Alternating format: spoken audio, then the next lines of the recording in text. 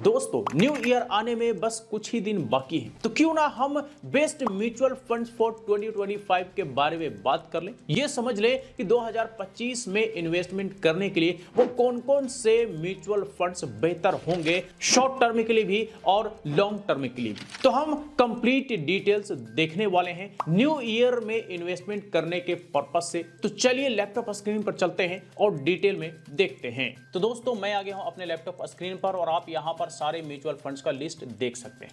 मैंने इन सारे फंड्स को एक्सेल शीट में इंपोर्ट करके रखा हुआ है ताकि फिल्टर वगैरह करने में आसानी हो जाए, समझने में आसानी हो जाए। तो ये रहा excel sheet best mutual funds for 2025। ये आप यहां पर देखेंगे स्कीम नेम से, जो कि टोटल 226 फंड्स यहां पर लिस्ट में है। यहां पे कैटेगरीज है जो कि mid cap, large cap, sectoral, small cap, सारे फंड्स का कैटेगरीज आपको यहां पे देखने को मिलेगा। ये है AUM इन करोड़, यानी कि मार्केट वैल्यू किस फंड का कितना है, ये आप यहां पे करोड़ में देख सकते हैं। ये एक साल का, पिछले एक साल का रिटर्न है, ये पिछले 2 साल से लगातार रिटर्न है, ये पिछले 5 साल का रिटर्न है और ये पिछले 10 साल का रिटर्न है।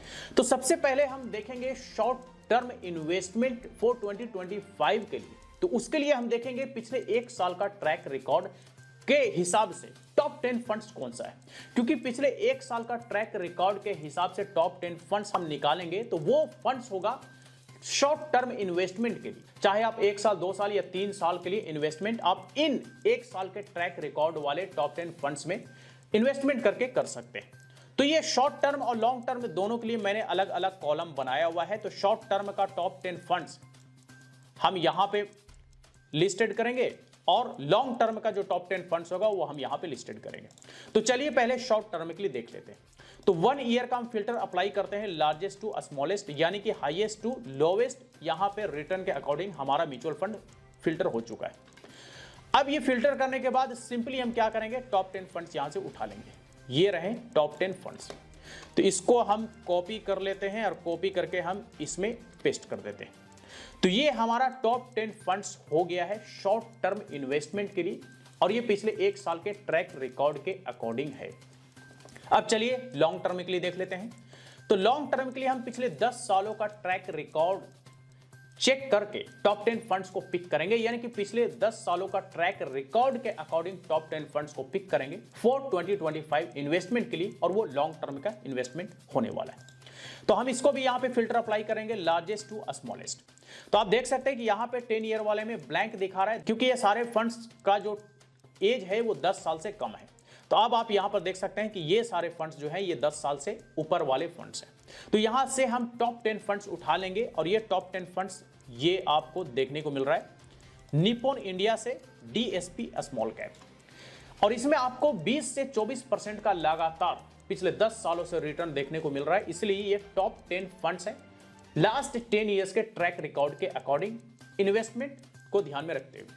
तो हम इसे कॉपी कर लेते हैं और हम यहां पे इसे पेस्ट कर देंगे। तो ये हमने शॉर्ट टर्म के लिए टॉप 10 फंड्स पिक कर लिया है पिछले 1 साल के ट्रैक रिकॉर्ड के मुताबिक, और ये हमने लॉन्ग टर्म के लिए टॉप 10 फंड्स पिक कर लिया है लास्ट 10 ईयर्स के ट्रैक रिकॉर्ड के मुताबिक। अब देखिए, मान लीजिए कि कोई व्यक्ति 4 फंड्स में ही इन्वेस्टमेंट करना चाहता है। किसी का बजट नहीं है 20,000 रुपए मंथली का, किसी का 2,000 रुपए का ही मंथली SIP का बजट है।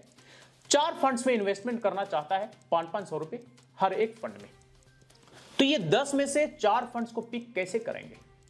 तो 4 फंड्स को पिक करने के लिए आपको ध्यान में रखना पड़ेगा कैटेगरी। ऐसा नहीं कि हम सारे लार्ज कैप तो लार्ज कैप ही ले लें, ऐसा नहीं कि सारे स्मॉल कैप तो सारा स्मॉल कैप ले लें, सारा मिड कैप तो सारा मिड कैप ले लें, बिल्कुल नहीं। मान लीजिए हमें 5 फंड्स को पिक करना है। 5 फंड्स को पिक करने के लिए हम क्या करेंगे कि यहां पे सबसे पहले हम लार्ज कैप से उठाएंगे, क्योंकि लार्ज कैप में रिस्क कम होता है, भले ही आपको रिटर्न कम देखने को मिले।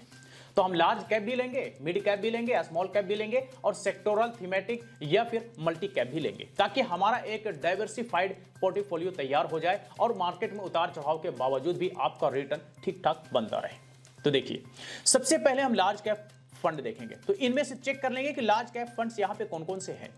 तो कोई ऐसा इंडिविजुअल लार्ज कैप फंड नहीं है जिसे हम यहां से पिक कर लें। तो सिर्फ लार्ज कैप अगर नहीं है तो फिर हम लार्ज एंड मिड कैप उठा लेंगे, जो कि लार्ज एंड मिड कैप का मिश्रण होगा, वो फंड हम उठाएंगे यहां से।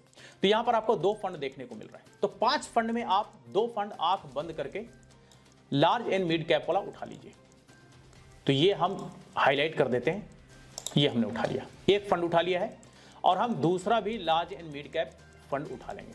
अब मान लीजिए कि हमें 2 ही उठाना है और हमारे पास ऑप्शन है 5, तो फिर हम 5 में से 2 कौन सा पिक करेंगे, ये सवाल आपके मन में हो सकता है। तो देखिए, फिर आपको यहां पे ध्यान में रखना होगा एक्सपेंस रेशियो, जिसका कम हो वो आप उठाएंगे, और फंड मैनेजर का परफॉर्मेंस एक बार आप चेक कर लेंगे, क्योंकि पैसा हमारा है तो हमें तसल्ली होना चाहिए।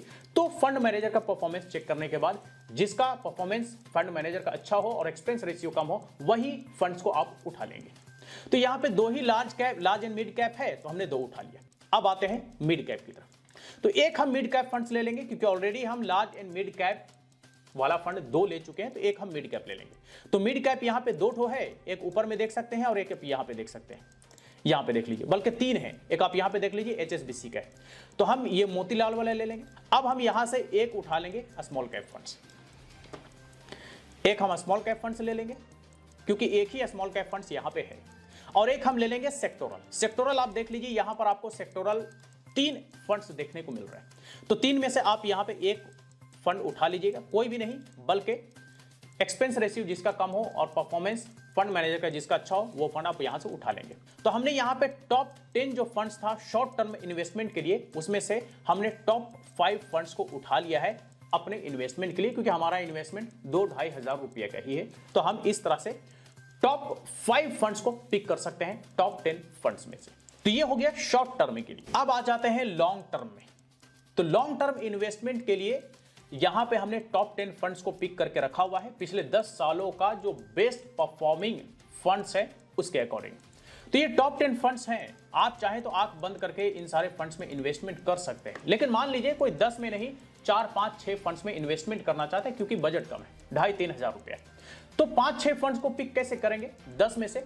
तो अब ऑलरेडी ये टॉप 10 है, तो टॉप 10 में से टॉप 6 कैसे निकालेंगे? तो टॉप 6 निकालने का वही हम फंडा अपनाएंगे जो हमने शॉर्ट टर्म में अपनाया था।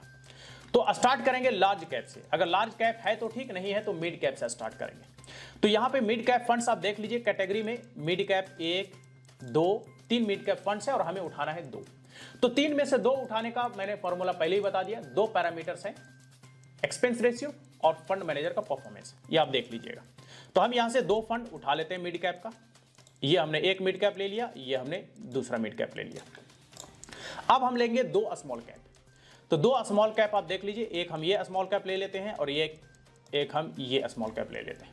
2 हमने स्मॉल कैप ले लिया। वैसे स्मॉल कैप यहाँ पे 5-6 दिख रहे हैं, 1, 2, 3, 4, 5, 6, 7। टॉप 10 में 7 स्मॉल कैप फंड्स हैं, तो 7 में से हम मात्र 2 उठाएंगे, और 2 उठाएंगे वही एक्सपेंस रेशियो और फंड मैनेजर के परफॉर्मेंस के अकॉर्डिंग। तो हमने यहाँ पे टोटल 6 फंड्स को पिक कर लिया है।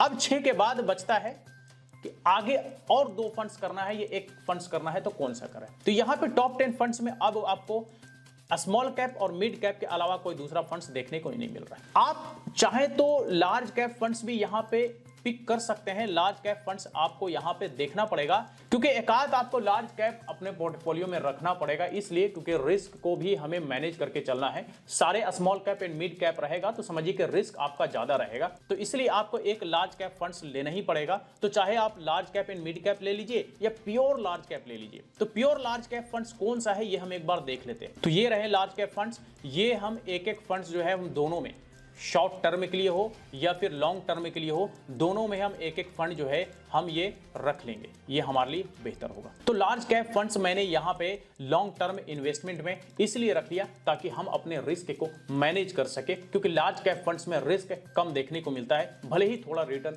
कम हो। और हम शॉर्ट टर्म में इसलिए लार्ज कैप को नहीं रख रहे हैं क्योंकि ऑलरेडी इसमें large and mid cap 2 funds हमने यहां पे सिलेक्ट करके रखे हुए हैं। तो शॉर्ट टर्म में हमारा तो चल जाएगा, लेकिन लॉन्ग टर्म के लिए हमें ये सारी चीजों को ध्यान में रखना पड़ता है कि रिस्क भी मैनेज होता रहे, हमारा रिटर्न भी बढ़िया निकल करके आता रहे। तो इसीलिए हमें इन सारी पॉइंट्स को भी ध्यान में रखना पड़ता है। तो इस तरह से हम टॉप 10 फंड्स को पिक करेंगे, और टॉप 10 में से भी अगर हमें 4-5 फंड्स को पिक करना है तो कैसे पिक करेंगे ये भी आपने यहां पर देख लिया। तो दोस्तों ये आपने देखा top 10 mutual funds for 2025, short term के लिए भी और लॉन्ग टर्म के लिए भी। तो अब आप डिसीजन बना सकते हैं न्यू ईयर के लिए कि आप इन्वेस्टमेंट किस तरह का करना चाहेंगे। शॉर्ट टर्म में करना चाहते हैं तो कौन कौन से म्यूचुअल फंड्स में आपको इन्वेस्टमेंट करना चाहिए, और लॉन्ग टर्म में अगर करना चाहते हैं तो लॉन्ग टर्म में कौन कौन से म्यूचुअल फंड्स में इन्वेस्टमेंट करना चाहिए। तो चलिए आज तक के लिए इतना ही। वीडियो अच्छा लगा हो तो लाइक करें, ज्यादा से ज्यादा लोग सब शेयर करें। फिर मुलाकात होती है किसी नई वीडियो के साथ, तब तक के लिए बाय बाय।